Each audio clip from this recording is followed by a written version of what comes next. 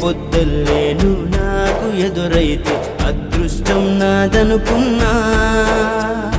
సాయంత్రం వేళల్లో నా బతుకు నీడల్లో నా దీపం నీవనుకున్నా.